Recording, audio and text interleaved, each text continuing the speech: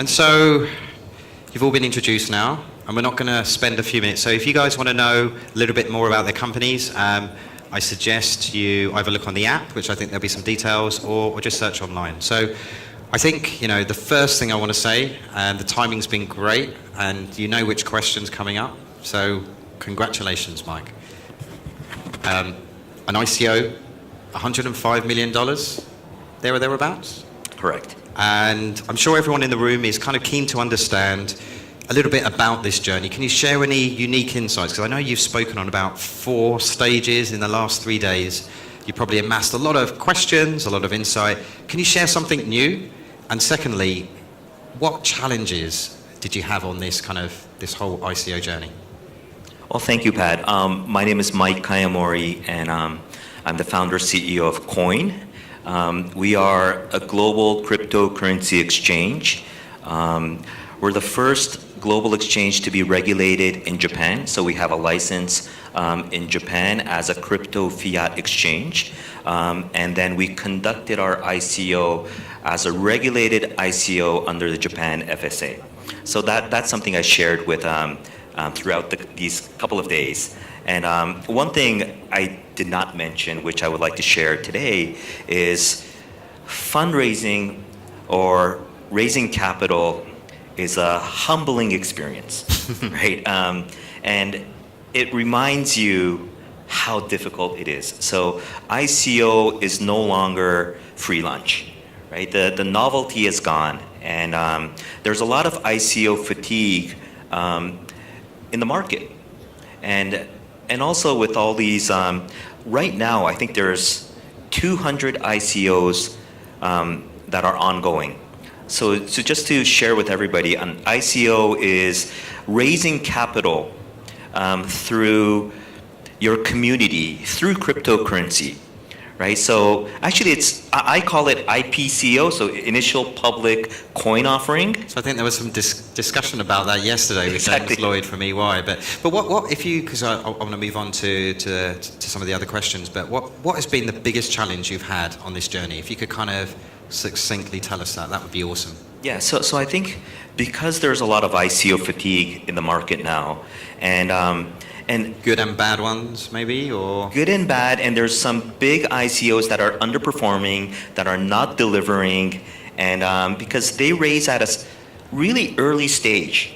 When you look at IPOs, like the big ones that go public on on NASDAQ and New York Stock Exchange, they're already there. They have a product, they're generating revenue, and their unit economics work, but right now it's very different. So what I've realized and I underestimated was the amount of resources and the effort you need to do an ICO.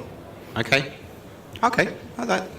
So we're going to move on to a little bit around what we want to get to by the end of this session is the psychology of entrepreneurship and what it takes to really succeed. And so, of the 4 founders that we have on stage today, 3 have come from corporate backgrounds, and 1 has kind of been an entrepreneur since the very beginning. And so I kind of want to understand, can you talk us through that journey and maybe a little bit about what your first business was? Yeah, sure. Thanks for this as well. So I'm Justin from Cashshield. So a bit to the background of my entrepreneurship, I think goes as far as 20 years ago.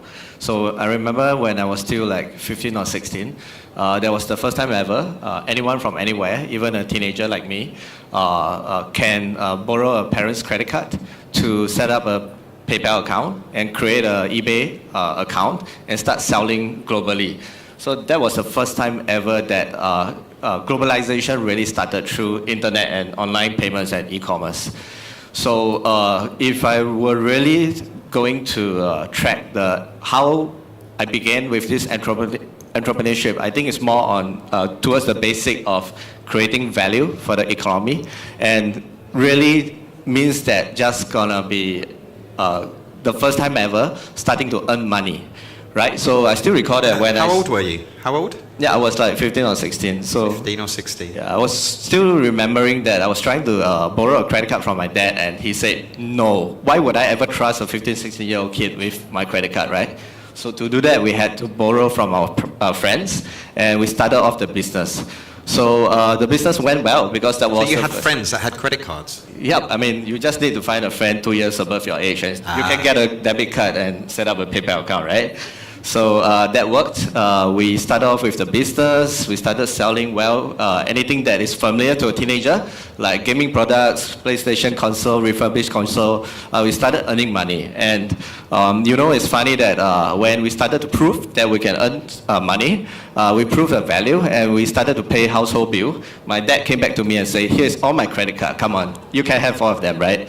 So I realized that the entrepreneurship really began when we started to create a value, a viable business model. And that really kickstarted the whole thing about starting the business and then eventually Cashshield now. Okay. And so, Nicki, for the rest of you guys that have come from a corporate background, and so, you've got a successful and varied background, and, you decided to take a huge pay cut, double your workload, and essentially start your own business. And what was that experience like? And were your family kind of happy about that, or what was the score there? Yeah, so I think for me, I'd spent over a decade in the corporate world, as you say, Pat, and but always knew I had an entrepreneurial sort of streak. I think when there wasn't any kind of life-changing moment or eureka moment for me. It was much more about wanting to do something a bit more, or being able to create something, I suppose, and not feeling like I could fully do that within, the big kind of corporate matrix organization. And I suppose it's also for me a bit about, I could see my life sort of 10 years' time go by, and not wanting to have missed any opportunities. So in other words, sort of, I thought about it and thought, actually, if I go and do this, like, really, what's the worst that can happen? It's going to be an adventure. It's going to be an experience. And I think you asked about my family. My dad in particular was pretty against it, but that's because he spent about 35 years in tech entrepreneurship. And so I think he had another perspective, having done it himself. But yeah, also very supportive. Okay, and Shailesh, so you were a management consultant, and I remember in our conversation a few weeks ago you were saying something around one of the biggest frustrations was about inertia, so organizational inertia, and that you could see, it was clear, everyone in the company knew the solution. It could be quite simple, but things never actually got moving. And so kind of the question I've got for you is, now that your business has grown, how do you stop that happening in your business? You've experienced it from a corporate viewpoint. How do you stop that happening in a startup? Yeah, thanks, Pat. So, very important point. I spent a lot of time as a management consultant working with organizations big and small across Europe, Asia, and elsewhere. And as a consultant, you come in, you're paid a lot of money to diagnose problems and propose solutions. And it's almost always comes down to, leadership, culture, process, technology, etc. One of the, when we switched, and I switched to entrepreneurship and have started to grow the company, we ourselves are now at about 150 people across 7 countries. And I'm always mindful of some of those issues. How do we deal with them? It's back to basics. Make sure that you've got the right leadership, you've got the right team leads with the right kind of values. If they are not fitting, if they don't fit quickly, you have to move them on very quickly and focus hard on getting the right leadership team. With that, now you've got more muscle and more brains to put in the processes, the correction points. But as I was saying earlier, we also try to have 1 or 2 mavericks in the company who can pretty much do anything they want. We actually call them the 007s, the James Bond license. There are certain people in the company who have a 007 license. They can go anywhere in the company, do whatever they want. And that allows for the ongoing creativity, even while the good old, known practices, people, process, technology, all with the right leadership. Okay. And so, Justin, about kind of entrepreneurship, and, there's a phrase that is bandied around that an entrepreneur needs to wear many hats. And so, I remember when we were speaking earlier on this week, and you kind of talked a little bit around that, and the early days of setting your business up, and it'd be good if you could kind of share a little bit more insight about what that's actually like, and what doing what it takes to get your business moving. Yeah, sure. Happy to do that as well, because actually we are a 10-year-old company, so we have been through quite a lot as well. So I think that one of the biggest not mistake that or regret that I would have is that I didn't really dive down deep into wearing the second hat or third hat within the first few years. So, because we are a fraud management company, so technology is key to our whole company, right? And for the first few years, I tried to rely a lot on delegation to a programming team or team to code according to the business logics that we need to stay ahead of fraud, right? But I realized that it wasn't working for a number of years. So we weren't coming out with the solution that is fitting to the product fast enough. We weren't able to keep up with cyber criminals fast enough, and something has to change. So I started to dig into coding myself. Started to really get to understand every single line of the code within the whole Cashshield machine learning framework as well. And it really changes a lot, because we began to be able to roll out solutions faster without errors. And for a research company, one of the worst thing ever for you to do to your colleagues is to give up 10 different projects that you have to research on, and eventually you have to tell them that nothing works. So one of the key areas that has helped me for the company of wearing more than one hat is that now we are beginning to be able to steer the ship to the right direction in terms of research. So we move faster, we adapt faster to hackers, and that is the core of our technology, so we had to do it. And even today, it goes further. So you have to wear the hats for HR. When your company scales, you wear the hat of investor relationships. So it doesn't end there. At what point, I was going to say, at what point do you stop wearing all these hats? Because as your business grows, you kind of need to focus. And is that something you've experienced yet? Or if any of you guys have experienced the point where you may need to focus a little bit more, or is that just something that's not true? I mean, for my perception, it doesn't stop for entrepreneurship, because there's so many different things that you will encounter when you reach different levels, right? When you scale from, for example, from the 12 people to 18 people, so every single milestone of the number of employees you have is a kind of crisis management that you have to portray as well for HR. So even now we've gone through the stage of having to mingle around with investors to earn their trust, to be able to earn their confidence to lead you to the right direction. It is really adding on more and more hats to help you grow as well. Sure. And so, Nicki, around kind of setbacks, and we touched upon it a little bit with Sopna Dumahanti around the whole notion of failures and trying to celebrate some of these. But can you share with the audience here around any particular challenges you've had, and if you've had creative solutions to those, or how you've overcome these, basically? I mean, I can definitely share an example, but maybe before I do, just to sort of say, I think entrepreneurship is really all about facing these challenges and overcoming these hurdles. I think I can talk about a challenge we solved, but very quickly, often the next one kind of comes along. But thinking back to sort of when we got started, probably very similar to many fintechs. We're managing large amounts of money on a weekly basis, on a daily basis, and we wanted to do that in a very safe way to build customer trust and ensure those funds were protected. And getting a sort of safeguarded account arrangement or escrow accounts, I think, particularly when you're in the fintech space, is really important, but also very challenging in the early days, because you're trying to balance complex legal requirement and regulatory requirements with what makes sense operationally, so that doesn't slow you down, so that you can still move quickly.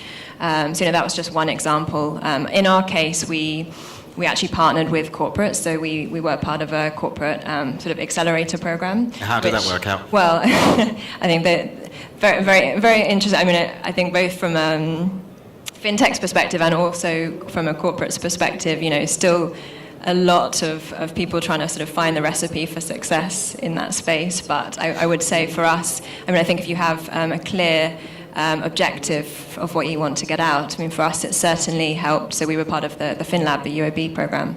It certainly helped accelerate the discussions. You know, we wanted to go in and have senior level conversations with the sort of leading leaders of the transaction banking division, for example, and they definitely helped speed up our ability to get in and have those conversations and find a workable solution. I'd say that happened faster than if we had been sort of on our own. Okay, so we've got some, I'm going to take some questions from the audience here, and one from someone called Bear. What's the hardest day in building your startup so far? Yeah. Who would like to answer that one? I'll start. So the hardest day you've had since being an entrepreneur in your business. That day when you kind of came home and thought, expletives. Well, it's almost every day. it's almost every day. It is because, you know, first as a FinTech startup, right? You really need to be better, faster, cheaper, but in a compliant way, right? You can't really cut corners. And it's so important because you can't go ahead and do it and ask for forgiveness, right? You need that permission before you do it. But at the same time, you need to balance between, you got to be nimble, you got to be fast, and you got to execute, right? So that's where it's challenge every day. And especially, for example, like a year ago today, we were maybe 15 people. Now we're 75 people. Wow. Right, and like a year ago today, our transaction volume, so we're a crypto exchange, so our 24-hour transaction volume was maybe 10 million a day, which is good for a startup. But 2 days ago, we had our biggest day, and that's 1.3 billion in 24 hours, US dollars. Wow. Right, because with the hard fork and all the crypto, the tide is there. The challenge now is all about scale and focus. And so every day right now we have issues on our platform, we have compliance issues, there's so many things that you have to do. I suppose you can say this now after the ICO's gone through. Exactly, with our ICO and people are, it's building a community, so it's every day is hard. So every day, okay. So one more thing before that is, okay. Entrepreneurship is not a profession. It's not a profession, it's a lifestyle. It's a cult. It's a lifestyle, and you gotta be able to do that. You got to be that first penguin to get in. Okay. So just a quick one I was going to ask about to Shailesh. So I think we talked earlier on today about finding different ways to get you through these days, and so it would be great if you could share what we talked about earlier, you know, that you look at certain things or you find this source of inspiration that keeps you going, and, you know, if you could share a little bit more about that, especially when you've had a crap day or if every day has been quite brutal. Yeah. So I think to answer the question, every day, I'd say which is the hardest day? It's today for an entrepreneur. Every single day you wake up, you know today is going to be harder than yesterday. And if it isn't, it's because things are starting to fall apart. If it is, it's because you're reaching further and further, faster and faster. You're being noticed by competition. You're growing to a point where there are the inevitable challenges, people, process, whatever else it is. So today is always the hardest day, and tomorrow will be harder. To the point about we were talking about motivation, I think, Pat. One question we were discussing is, you know, why do people take this on? And my comment to those entrepreneurs here, or would-be entrepreneurs, can I ask how many of you are entrepreneurs in the room? And how many would be or want to be, are thinking about it? So for me, if I can share something, you have to be very clear about your motivation. Why are you doing it? There is one thing that will not change for the life of your journey, and that's your motivation. Now, some people say they want to go into a startup because it's cool, you know, especially young people, oh, I'm going to go and do a startup, I'm going to try something. Others say, I hate my job in a multinational, in a bank or an MNC, and I think the startup's the way it seems to be cool. I can have a great time, play pool every day, so it seems, you know, and go and have, you know, walk around in jeans and a t-shirt, and it's going to be wonderful, I'm going to make $1 billion. Both of those motivations are fine to get you started. They will not keep you going as an entrepreneur.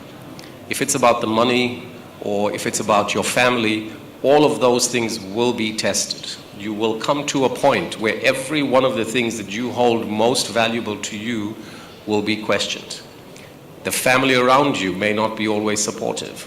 You may run out of cash. You may go into situations where you have to take a risk against the last bit of cash you have. If you don't have inside of you a source of motivation that says, excuse me, this is why I'm doing it, and I'm not stopping until this motivation dies down, you will fail very quickly. In fact, I've seen a study that says one of the biggest reasons why startups fail is because the founder loses the motivation. So if you are going to start on a journey, please be very clear about what it is. Sure, you want to change the world or whatever else it is, but make sure that it's so clear inside of you that on that deepest, darkest day, which will come very quickly, probably every day for a long while, you can go back to that motivation. So this has got a little bit kind of darker than I expected, but you know, it's not all that bad, seriously. There is a fun side to it, and I'm sure, you know, there is great moments as well, and you get these good moments, you get these spikes, and then you get kind of the downturns. But kind of, there's a few questions around kind of scaling businesses, and so there's always that chasm to try and cross, and there's probably multiple ones in the life cycle of a startup. And so kind of it would be good to kind of, from your perspective, Mike, it's been kind of a whirlwind, and you know how have you scaled your business? Where do you decide which market is next? And you know, you're kind of looking to go global. So can you kind of share a little bit of insight? And then we've got literally a few minutes, so it would be great to kind of keep it succinct and let's keep it rolling across, so everyone gets to say something. Of course, I think scaling is one of the most important things. I mean, there's many other important things, but scaling is most important, because 0 to 1, you can do it, or you and your co-founder can do it. But then growing that from 1 to 10 to 10 to 100, you need different skill sets. Right? So the most important thing that I look at is focus. So we're not in North America. We will not go into the US because there's already a lot of players there, and I believe the opportunity is in Asia, right? Where cryptocurrency could become a global currency. Okay. And then the important thing about scaling is, can you delegate? Can you hire people who are smarter than you? Especially in FinTech, you need compliance, you need governance, you need processes, you need audits. So all of these things, you need to hire people who are better than you, or else you won't scale. That's what I've done. But yeah. I think from my perspective, it's very much, and we're fairly early stage at CardUp compared to some of these, but still I think the key things are around team, talent, and moving from perhaps a very small team when it's all about product development and the idea, through to actually carrying that vision forward and finding people that are bought in and that can kind of be with you to weather that storm. And I think you can't underestimate the importance of the team and the vision. I think so many startups, so many people think it's all about this $1 billion idea, but I think so few successful companies are that. I think what it is so much more is about finding the right people that can come on this journey with you, so that you can react to the market, so that you can pivot, so that you can find that fit that is able to scale. So it's so much more than just the idea that you start out with. And so Shailesh, also for yourself, you are across multiple markets, scaling across this. Can you share one example or one particular challenge you've had? Because I think we talked about regulatory challenges, but how can you do this in a commercially sustainable way? Because it's all well and good going into multiple markets, but how do you do that commercially? And is there a formula? Can you share? Actually, that would be awesome. Can you share a magic formula with? Well, I don't think it's a magic formula. I think it's out there in terms of Any MBA will tell you that the stages of growth when you want to expand. We went from one country, Singapore, to 2, 3, 4, 5, India, and now we're in the US and facing Latin America, about to open up in the Middle East and South Africa. Now, for us, because it's FinTech, we thought that it's a platform. For God's sake, it's in the cloud, right? You can drop it into any phone anywhere. How hard could this be? But we did find that regulators are actually standing there, and not all regulators are the same. Some are faster, some are slower, and so we did find that as a challenge. But I think that any FinTech that scales or deals in any market will have a regulator. Is it getting better? Do you sense that it's getting worse? Actually, I think it's getting worse, and the reason is because regulators were used to regulating banks. There were a finite number of banks, and there wasn't a large number of banks being added every time. Now you've got fintechs coming in not only with new products and new ways of doing things, but you've got ICOs and all kinds of other things. I think regulators are increasingly, of course, our friend Sopnendu and MAS has got ahead of it, and I think a few other countries like Japan are. But my experience with most regulators is they were barely coping with what they had. Now you've got fintechs, and then you've got new products, and we're finding it becoming, it's going to be a challenge for them. The fundamental answer to scaling, actually, this is not new to a company. Companies around the world in different segments, oil and gas, airlines, everyone scaled in that way. And there are well-known business models. The ones we've adopted, we're going to now, is channels. So instead of actually us trying to do it ourselves in every country, we're appointing channel partners the right way and let them push it. Sure. Okay, one last question, because we are way out of time, but Justin, so your business has scaled ridiculously quickly, and there's a lot of kind of buzz about what you guys are doing. And can you share a couple of bits on how you've managed to scale? And also, because you're not from the sector itself, so you've not had experience in the sector, you've managed to pick up things very quickly and moved your business forward. So can you share a little bit more before we get kicked off stage? Sure. So from my side, one of the biggest learning that we think we achieve scaling is that to get exposed. So we need to get ourselves exposed. Why? Especially coming from Singapore, the economy here is not able to sustain a very, very big ideas that you want to go global, right? So I think getting out of your comfort zone, just creating a prototype, and then going out there in US and Europe, go to the big market, go to the big enterprises, go to China, and show them the product and try to work with them. So the ability for us to really jump out of the comfort zone to go where the sea is bigger, that can sustain bigger fishes, is where we can scale. And getting yourself exposed also will get yourself hit by a lot of different kind of difficulties, right? For us, we have to deal with global hackers every single day. We have to deal with the pressure of being able to survive in where the competitors are. And that really just keep beating us and get us stronger and got us faster, adaptable as well. And that's probably one of the most important thing that we did. We got out of Singapore, we got to the bigger markets. Because otherwise, 10 years back, if we have launched Cashshield in Singapore only to test first, we'll definitely not be able to survive till today. Awesome. Okay, one last thing, because I'm getting really evil stares here. Just very quickly, being an entrepreneur is awesome because one word, one or two words. Being an entrepreneur is awesome because. Right. Okay. Should we move on to the next? Yeah, you can go. Right. No. So being an entrepreneur. We've been quite negative about it at times, and it's been quite tough. So I just want to leave the audience on something that's quite vibrant. So literally 2 words. To me, it's a dream come true. It's more than 2 words, but cool. 2 words or 3 words? I think, it's about the grit factor, but it's super rewarding as well. Okay. Nothing can give you more sense of purpose. Best thing you'll ever do in your life? For the context now would be corporate culture. Okay. Awesome. Can you put your hands together, please, for these guys? Thank you very much.